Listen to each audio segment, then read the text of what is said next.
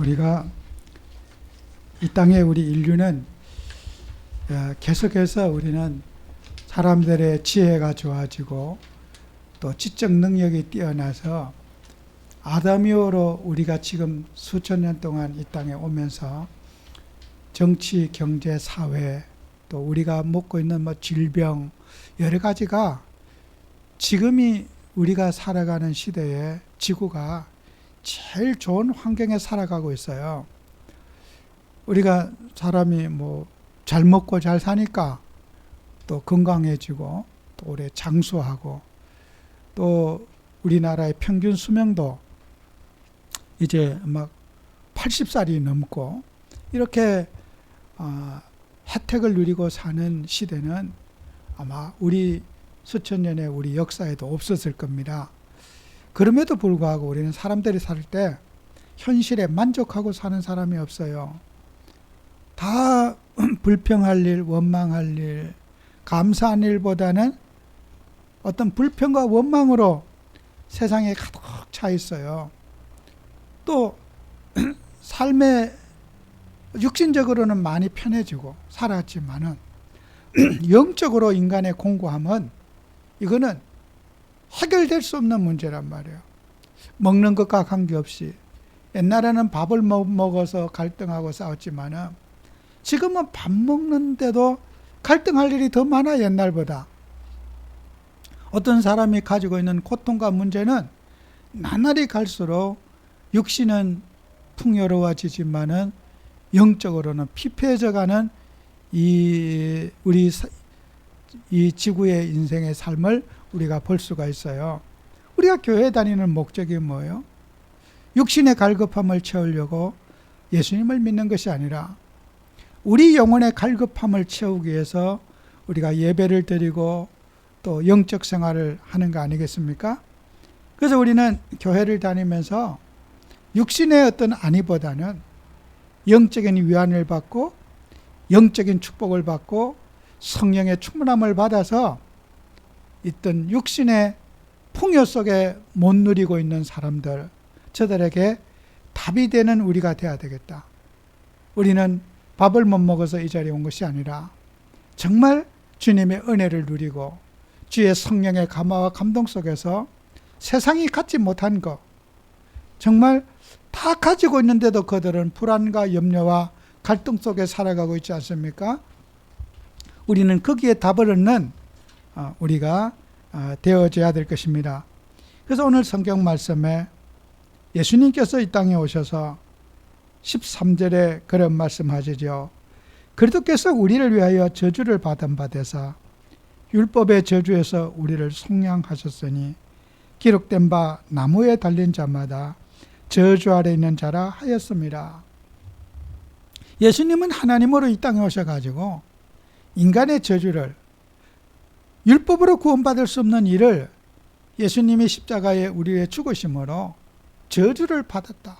우리 그리스도께서 인간이 받아야 할 저주를 대신 받으려고 예수님이 십자가에 매달리셨다는 거예요. 나무에 달린 자마다 저주를 받은 자다. 그죠?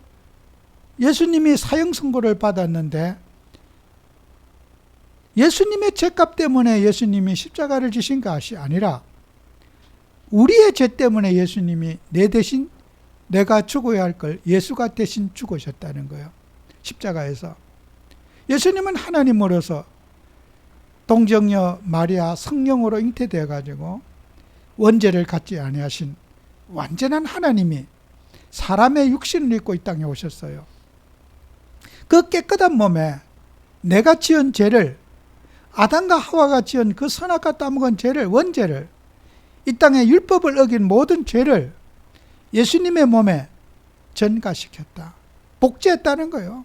그 깨끗한 흠없고 티 없는 그 정말 순백색의 그 예수님의 몸에 우리의 더러운 죄악을 그대로 그냥 몽땅 다 예수님의 몸에다가 부으셨다는 거예요.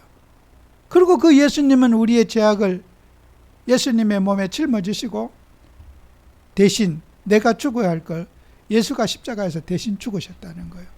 그것 때문에 우리가 어떻게 해요? 자유함을 받고 하나님 자녀가 되고 주님의 복을 받게 되는 축복의 자녀가 됐다는 거예요. 그래서 오늘 말씀의 제목이 언약의 하나님, 그죠? 우리가 1980년대 초에 우리 이 땅의 지구에 많은 신학교들이 있잖아요. 거기에 계약신학이라는 단어가 처음으로 등장했어요. 하나님은 계약의 하나님입니다. 계약신학. 용어 정리. 우리 기독교의 여러 가지 어떤 이론과 규칙과 교리들이 과거에 우리가 막 정말 글도 모르고 문자도 발달지 않은 시대는 어떻게 예수님을 그냥 예수를 믿고 살았어요. 그런데 이제는 어떻게 해요? 언어가 정리가 되고 사람의 어떤 지적 능력이 좋아지면서 교리가 생겨나고 또 어떤 그런 이래야 된다 저래야 된다는 규칙과 규범들과 용어들이 전부 정리가 됐어요. 우리는 사람들이 기억해야 될 것이 있어요. 글씨를 모르는 사람이 예수님만 믿으면 구원받을 수 있느냐? 대부분 말로는 글 모르는 사람 예수만 믿으면 구원받지요. 그런데 그래도 그렇지. 하나님이 저렇게 무식하고 아무것도 모르고 교리도 모르고 아무것도 모르는데 예수 믿는 결이 꼭 무당 믿듯이 저렇게 미신적으로 믿고 또 무슨 일 있으면 목사님한테 와서 교주 믿듯이 기도해 주세요 부탁하고 저분들 구원받았을까? 우리는요 그런 우리가 뭘 안다 느낀다 이런 것들 때문에 이 구원의 복음을 이렇게 오해할 수가 있어요. 이렇게 돼야지 구원받는데 이런 규정이 돼야지 교리를 알고 뭘 알아야지 구원받는데 저는 그래요. 예수 믿으면 구원받습니다. 예수님을 구주로 영접하는 자는 구원받습니다. 우리는 많은 사람들이 구원을 오해해요. 예수님이 구원자 맞지만은 그래도 뭘 해야지 구원받는다. 이렇게 약간 변질을 시켜서 예수 믿는 사람이 많아요. 우리는 누구든지 십자가에 매달린 강도가 예수님이 오른편 강도에서 오늘 너는 나와 나그네 있으리라. 그죠? 그는 한 번도 죄만 짓고 살았지 나무에 매달려 갖고 내려와서 이 세상에 가정을 위해서 사회를 위해서 교회를 위해서 한 거 없이 십자가에 매달려서 죽어가면서 예수님을 구주로 영접하고 그는 구원받았어요. 너는 나와 같이 나그네 있을 것이다. 정말 우리가 행위로서 구원이 가능한가? 성경은 행위 구원을 말하지 않습니다. 예수를 믿음으로 의롭게 되고 믿음으로 구원받았다. 이것을 강조하고 있습니다.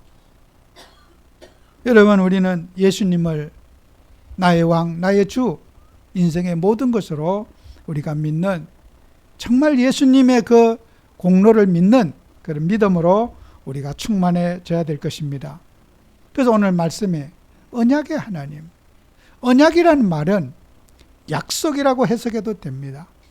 계약이라는 말로 해석돼도 돼요. 그러나 우리는 약속이든 계약이든 하나님은 우리가 저는 표현하기 좋게 계약으로 해석을 했어요. 계약의 하나님이다. 인간과 하나님 사이에 계약을 맺었다는 거예요. 그 계약의 근본이 뭐냐? 창세기 2장 17절입니다. 선악을 알게 하는 나무의 열매를 먹지 말라.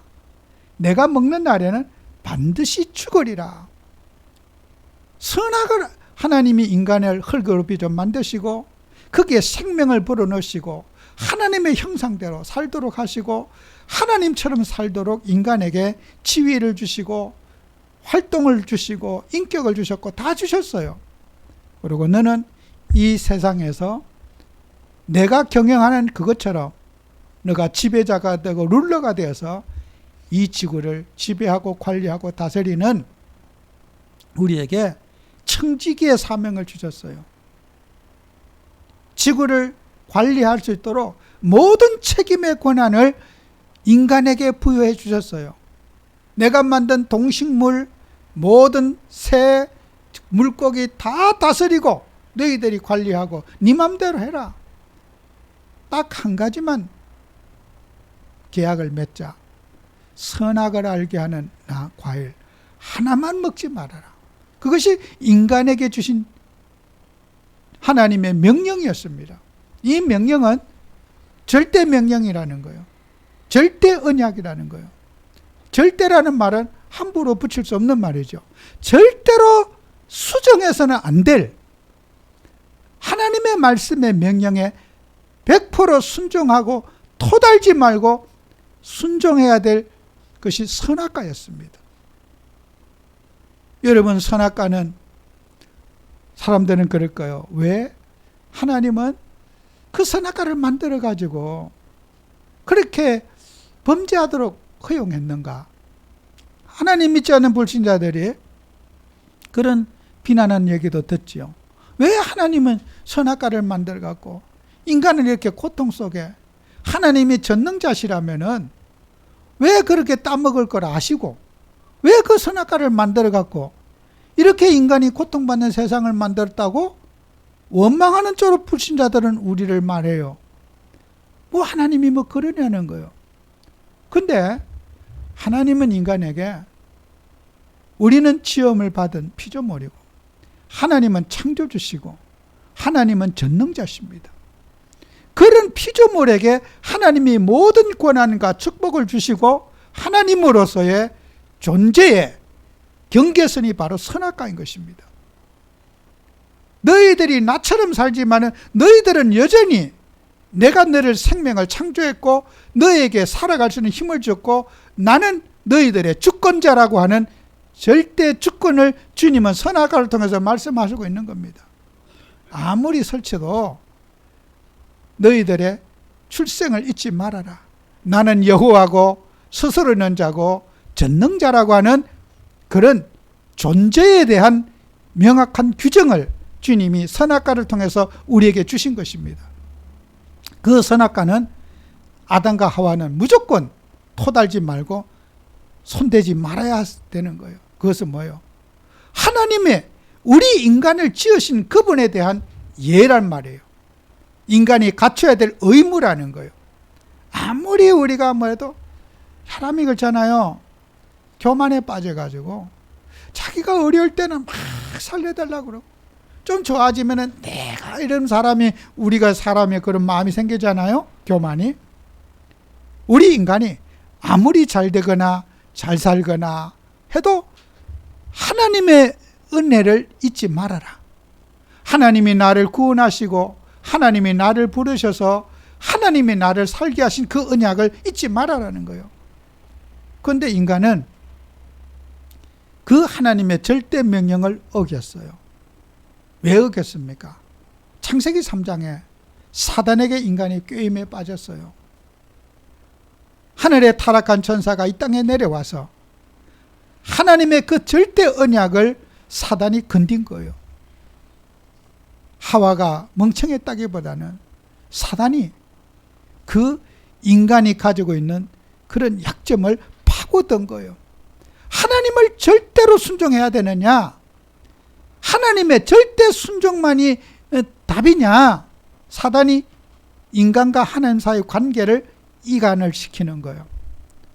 야, 그거 절대로 먹지 말라고 했는데 반드시 죽으리라 했는데 그것을 꼭 지켜야 되느냐? 사단이 하와에게 의심을 갖다 준 거예요. 의심을. 100% 순종만 해야 될 인간에게 하나님 창세기 3년 의심을 갖다 준 거예요. 사단을 만나고 나서 하와가 창세기 3장 2절에 이런 말을 하지요. 죽을까 하노라. 하나님은 반드시 죽으리라 했는데 죽을 수도 있고 안 죽을 수도 있다. 이것은 내 선택이라는 거예요. 내가 명령에 순종할 수도 있고 순종하지 않을 수도 있다고 하는 인간의 그 하나님의 절대 언약을 선택으로 본 거예요. 그죠? 하나님은 must, 반드시 죽을 것이다. 그런데 하와는 뭐죠? may, 죽을 수도 있고 안 죽을 수도 있다. 그런데 내가 안 먹는다 이거예요. 하나님 먹지 말라 그래서. 하나님의 절대 언약을 인간의 선택적 언약으로 본 거예요. 순종할 수도 있고 안 할 수도 있다. 이렇게 인간이 하나님 앞에 선을 넘게 되는 거예요. 교만에 빠진 거죠. 하와가 마귀하고 대화하면서 교만이 머리 꼭대기까지 올가요. 내가 하나님 말씀에 순종할 수도 있고 순종 안 할 수도 있다 하는 거예요. 하나님은 하나님 말씀에 100% 순종하기를 바라시는데 순종도 내 선택이라는 거예요. 할 수도 있고 안 할 수도 있다. 이것이 바로 하와가 선악과 따먹기 전에 하나님의 절대 언약을 거부한 겁니다.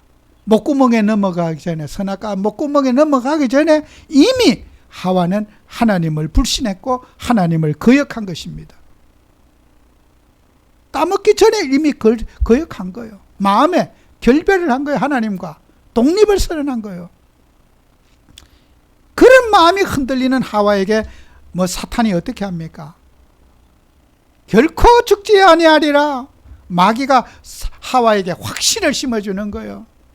잘 걸려들었다. 이제 좋다. 이제는 50%에서 이쪽으로 한 60% 쫙 넘어왔다. 넘어오는데 더 사단이 확신. 결코 죽지 아니하리라.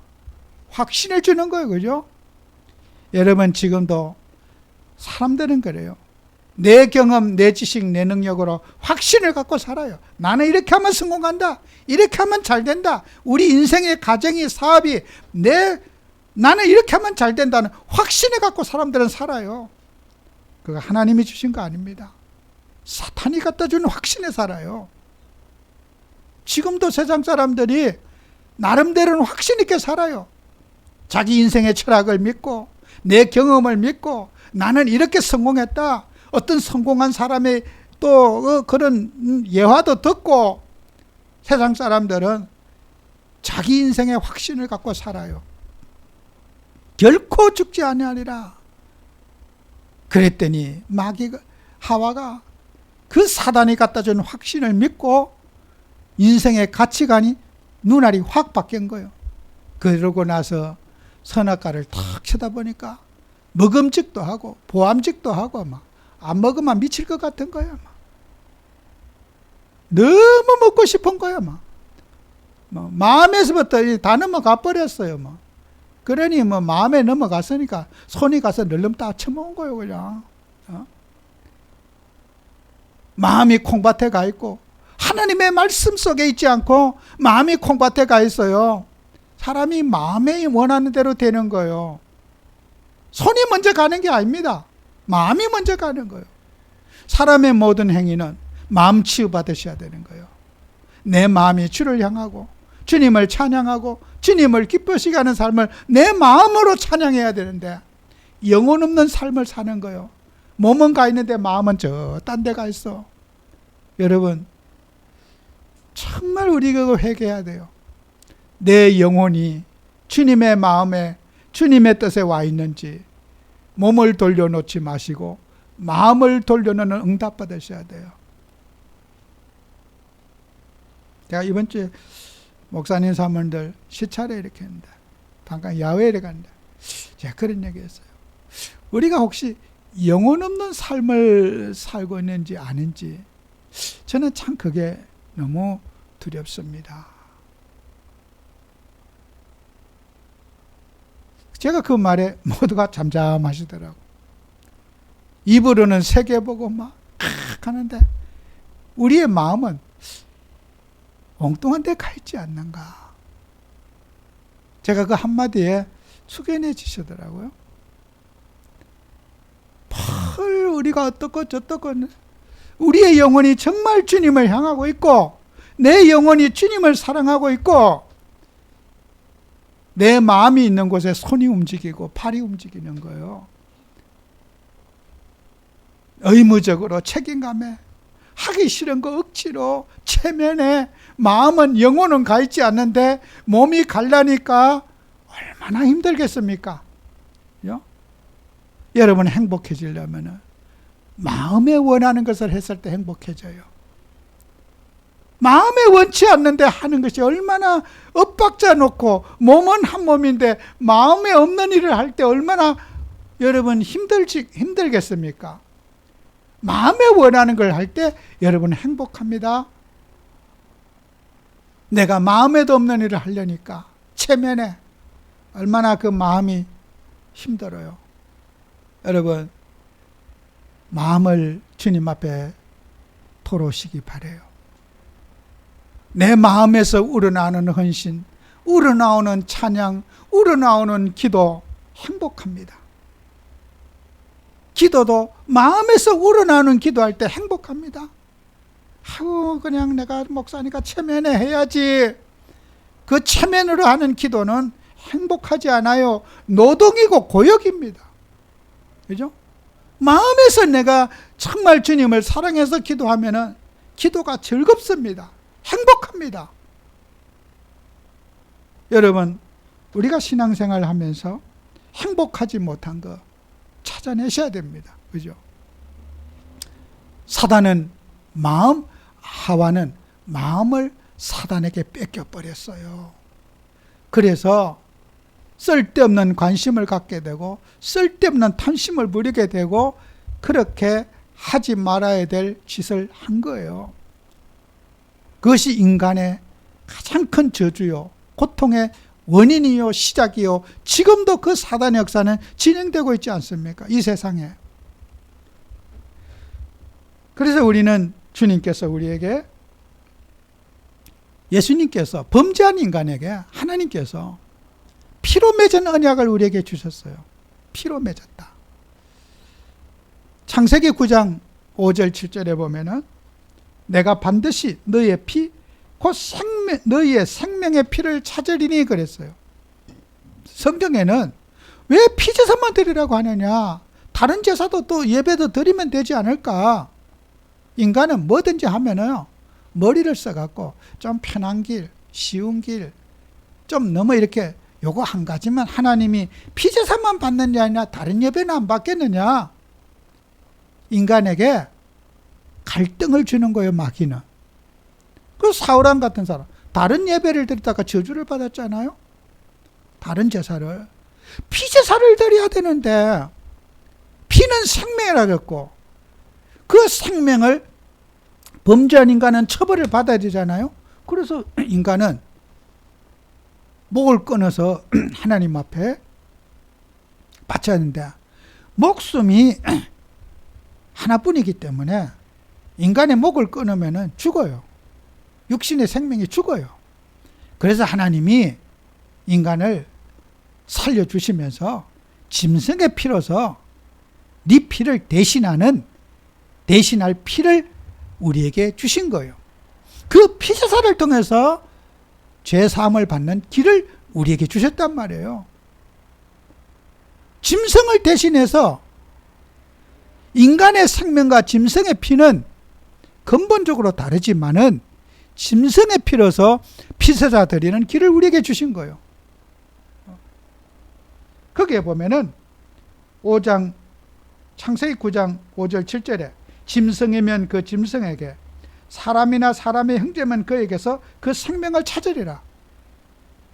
짐승의 피하고 사람의 피하고는 이거는 서로 비교할 수가 없어요.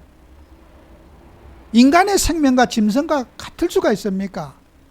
그러나 하나님께서 인간을 긍휼히 여기셔서 짐승의 피로 사람의 피를 대신할 수 있도록 해주신 거예요. 은혜지요. 구원의 길을 우리에게 주신 거예요. 사람의 사람을 잡아서 주님 앞에 피제사를 드리고 용서받아야 되는데 짐승을 사람처럼 격장시켜 가지고 인간의 목을 꺼내야 될 걸 짐승의 목을 대신 끊도록 해주신 거예요. 하나님이 멸망받은 인간에게 구원의 길을 우리에게 주시고 살 길을 우리에게 주신 거예요. 예수님이 오셔서 짐승의 피로서 우리의 생명에 속전을 드리던 것을 죄 없으신 그분이 오셔가지고 십자가에서 우리를 위해서 피 흘려 죽으셨어요. 예수님은 피제사의 완성이시고 피제사의 모든 것이거든요. 우리 예수님께서 오셔서 구원의 길을 십자가를 통해서 완성하셨어요. 오늘 본문에 했지만 모든 저주를 나무에 달린 자마다 저주 아래 있다. 예수님은 그 십자가는 사형틀이거든요. 죄 지은 사람이 사형 선고받는 게 십자가입니다. 그 인간의 모든 죄악을 예수님의 몸에다가 전가시켜서 마태복음 20장 28절에 인자가 온 것은 섬기렴을 받으려 함이 아니라 도리어 섬기려 하고 자기 목숨을 많은 사람의 대속물로 주려 함이라. 예수님이 한 마리의 어린 양으로서 깨끗한 그분의 몸에 우리의 더러운 죄악을 주님의 몸에 전가시켰다는 거예요. 그리고 예수가 대신 죽으신 거예요. 여러분, 우리는 예수님 때문에 제사함 받고 예수님 때문에 구원받았고 예수님의 이름으로 기도해서 하나님을 만나게 되고 그 축복을 누리게 되는 거예요. 우리 교회 다니는 성도님들은 예수님의 이름을 놓치면 그건 가짜예요. 자나깨나 주의 이름을 부르시기 바랍니다. 예수 이름이 사랑스럽고 예수 이름이 존귀하고 예수 이름이 거룩한 이름이어야 됩니다. 그 이름만 부르면 되는데 주님의 이름 대신에 다른 이름을 불러요. 어려우면은 주님 앞에 무릎 꿇지 않고 누구 아는 사람, 누가 나를 도와줄 사람 찾아다니고 육신적인 말하고 예수 이름을 놓친 사람들의 방황하는 모습입니다. 우리 성도님들은 어떤 문제 앞에서도 주님 앞에 무릎 꿇으면 됩니다. 예수 이름은 찾으면 됩니다. 그죠? 예수님 이름 외에 다른 이름 찾지 마시고 우리는 자나깨나 주님의 이름을 부릅시다. 주님 찬양하고 주님을 존귀하게 생각하고 그 이름이면 되는데 다른 이름 찾아가고 있어요. 율법 뭘 해야 된다 저래야 된다 맞는 말인 같지만은 다 틀린 말이에요. 뭘 해야 되고 교회 다니면 뭘 해야 되고 저거 해야 되고 주의 이름을 부르시기 바랍니다. 주님의 이름만 부르면 돼요. 그 귀한 이름, 존귀한 이름, 예수 이름으로 충만해 주시기 바라요. 사단은 여러분이 예수 이름을 부를 때에 모든 귀신 허감은 끊어지게 되고 회복의 축복을 주실 것이고 치유의 축복을 주실 거예요. 절망이 있습니까? 주의 이름을 불러보세요. 곤란한 일이 있습니까? 예수 이름 불러보세요. 주님은 절대로 안 찾지요. 내 머리 실컷 써다가 막 고생하다가 어쩌다가 가물에 콩나듯이 주님이나 원망이나 한마디 하지. 하나님 내가 팔자가 되렸습니까? 왜 이랬습니까? 이제 원망이나 하지. 주님의 이름을 사랑하지 않아요. 아직도 내 뜻, 내 힘, 내 능력 주인을 못 바꾼 거잖아요. 그죠? 내 인생이 어디 있습니까? 우리는 주님의 이름만 부르면 되는 거예요. 그죠? 예수 이름을 우리에게 주셨습니다. 사도들과 주님의 종들은 누구든지 주의 이름을 부르는 자는 구원을 얻으리라. 정말 그 말이 감격스러워야 될 줄로 믿습니다. 예수 이름 받으면 구원받습니다. 살아서도 구원받고 죽어서도 구원받고 인생의 갈등과 모든 어려움 속에서 구원받습니다. 구원은 천국 가는 것만이 구원이 아닙니다. 우리 인생의 모든 억압에서 빠져나오는 게 구원인 것입니다. 그 빠져나오던 구렁텅이에 빠진 것에서 해방받는 게 구원 아니겠어요? 천국 가는 것만 구원입니까? 세상에서도 문제 속에 구원받으시기 바랍니다. 여러분의 갈등과 염려 속에서도 구원받는 응답을 받아야 됩니다. 그리고 여러분은 이 구원의 축복이 안 믿어지면 계속해서 주님과 함께 계약서를 확인해야 돼요. 여러분이 어떤 보험 사기라든지 사기할 때요. 항상 그들은 계약서를 중요시 여기지 않아요. 사기꾼들의 특색은 계약서. 근데 여러분이 뭔가 의심이 있으면 계약서를 다시 한번 읽어보시면 딱 되거든요. 계약서 항상 계약서대로 하니까, 그죠? 집을 계약한다, 돈을 빌린다. 어떤 사람은 사람 믿고 계약했는데 계약서 보니까 막 이상하게 잘못돼 갖고 보험금을 하나도 못 받았다, 이런 사람도 있고, 그죠? 내 딴에는 사람 믿고 뭐 잘해줄 줄 알고 계약서 딱 썼는데, 계약서 이제 돈 지급할 때 보니까 계약서에 그런 지급 내용이 없어. 돈만 실컷 내고 다 틀린 거야. 그런 사람 참 많아요. 계약서대로 주십니다. 하나님은 아브라함에게 자꾸 이 언약적 축복을 놓치니까 하나님은 틈만 있으면은 계약서 쓰자고 하나님이 와요. 아브라함에게. 계약서 다시 쓰자. 너 지금 계약서를 놓쳤다. 내가 너의 백성이고 너를 인도했고 너를 축복하고 너를 축복한 내가 축복한 너를 저주한 내가 저주하리라. 너는 복이 될지라. 막 하나님은 입에 막 진짜 거품 물고 아브라함을 축복하고 약속하는데 아브라함은 자꾸 잊어버려요. 문제 있으면 문제 속에 들어가고 갈등 속에. 그러니까 하나님이 계약서는 한 번만 쓰면 되는데 또 쓰고 또 쓰고 약속을 또 하고 계속해요. 하늘의 무뼈를 보라. 셀 수 있냐 없지 않느냐. 너의 자손이 그렇게 될 것이다. 이게 문서로 써놔. 압니다. 문제만 있으면 아이고 내가 내 나이에 뭔 일이 있을까. 아이고 하나님 그만하시지요. 됐습니다. 문제만 있으면 계약서 하나님이 계약을 안 믿어. 그러니까 창세기 15장에 이제는 계약서를 한번 제대로 한번 쓰자. 그냥 말로 하니까 네가 지금 완전히 그냥 나를 거짓말쟁이로 보는데 제대로 진짜 계약서 한번 쓰자. 그래서 하나님이 창세기 15장에 아브라함에게 계약서를 다시 쓰자. 재계약하자. 네가 눈으로 볼 수 있도록 계약하자. 그래서 3년 된 암소, 3년 된 염소, 3년 된 양, 그거 가지고 와라. 그 다음에 집비둘기, 산비둘기, 새끼 요게 아닙니다. 새끼, 그거 가져와라. 그걸 이제 가지고 산으로 올라갔어. 그래서 이제 소를, 척추뼈를 다 꺼내가지고 맞아보게 딱 놓고, 양도 그렇게 놓고, 염소도 놨어. 그런데 산비둘기, 집비둘기, 새끼는 집비둘기도 조그만데 그 집비둘기 새끼 목 잘라봐야 피 한 방울이라도 제대로 나오겠습니까? 근데 그게 성경 보면 새는 쪼개지 아니었더라 그랬어요. 아브라함이 밤새도록 이제 하나님이 그 쪼갠 고기 사이로 하나님이 불러서 지나가야 되는데 하나님이 임재를 안 하시는 거야.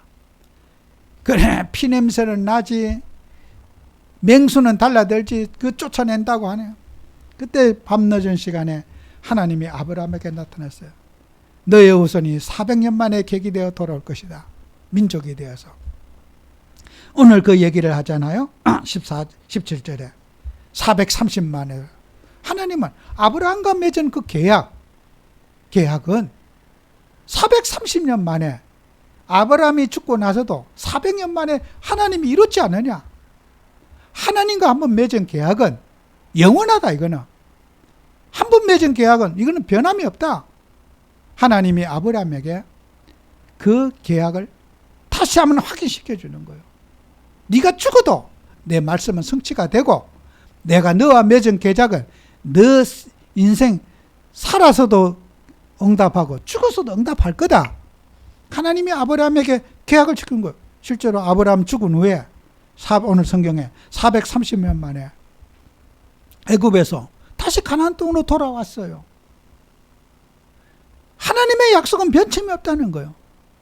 또 하나님은 새끼를 산비둘기 집비둘기 새끼를 쪼개지 않다. 피는 한 방울이라도 소중하다. 생명은 너는 소피만 중요하고 양피만 중요하고 막 피 바를 때 유월절 문설주 문인방에 막 한 바가지 그냥 피 발라야 피가 아니고 한 방울만 문설주 문인방에 튀겨도 저주와 재앙이 물러간다. 예수님은 누구든지 믿음이 약하든 강하든 예수님을 믿기만 하면 구원받는다. 피의 소중함을 얘기하는 거 아니겠어요?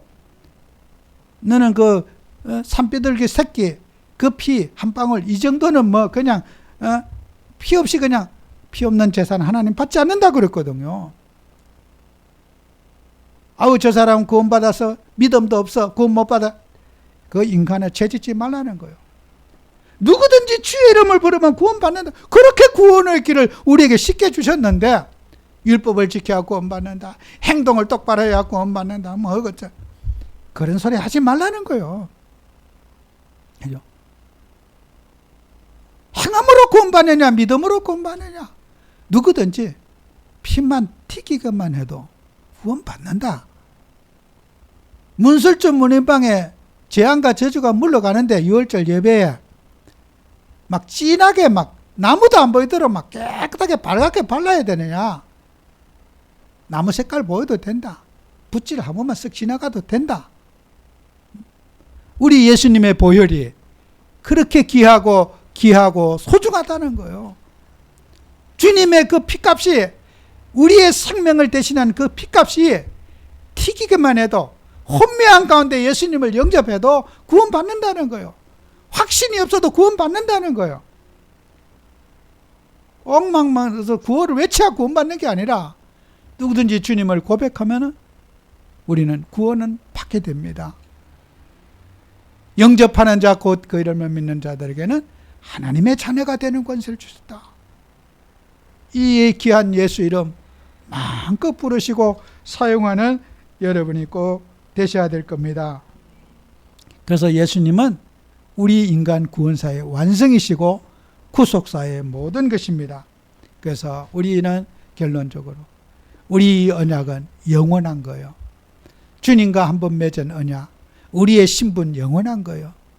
어느 날은 마귀 자녀 됐다가 어느 날은 하나님 자녀 됐다가 신분이 왔다 갔다 하지 않고 한번 하늘의 비침을 받고 하나님 자녀가 되면 영원히 하나님 자녀인 거예요. 사람들은 그럴 거예요. 뭐 니들이 구원파냐, 뭐 구원받아놓고 함부로 행동해도 되느냐. 억울하지만은 죄송하지만은 행동이 아무리 이상해도 우리는 구원받아놓고 사는 거예요. 우리의 구원은 뺏길 수가 없어요. 예수님의 피값으로 받은 구원이에요. 천국은 받아놓고 우리 사는 겁니다. 이 응답을 축복을 누리셔야 돼요. 우리는 아브라함이 그렇게 정말 맺은 그 계약, 우리도 그 아브라함의 복을 받아서 우리는 이 복음 운동은 주님이 이루어 가시는 거예요. 사람이 이루어가는 게 주의 손이 우리가 함께해서 가니까 항상 저와 여러분들은 이 복음 속에서 언약을 확인하고 또 혹시 언약을 잊어버렸거든 아브라함처럼 창세기 15장처럼 이번 주에도 주님과 다시 한번 계약서 쓰시기 바랍니다. 내가 진짜 주님하고 계약 맺은 언약의 백성인지 주님의 십자가를 생각하면서 주님의 피자를 생각하면서 내 모든 허물과 죄악을 주님의 십자가에 올려놓습니다. 주님이 나를 위해 죽으셨습니다. 그리고 부활하셨습니다. 그 부활하신 성령을 나의 인생의 구주로 영접합니다. 다시 한번 고백해 보세요. 주님은 여러분에게 성령으로 감동하셔서 여러분의 인생의 모든 짐을 십자가 지신 그분이 맡아주실 겁니다. 우리 인생의 짐을 주님 앞에 맡기는 한 주가 꼭 되시기를 축원합니다. 기도합니다. 하나님, 오늘도 우리는 십자가 앞에 그늘 앞에 자유함을 누리고 행복을 누리고 기쁨을 누리는 저희들이 되게 하시고 주님의 이름이 존귀하게 되고 주님의 이름이 사랑스럽고 주님의 이름을 외치는 한 주가 되도록 축복해 주옵소서. 예수님의 이름으로 기도합니다. 아멘.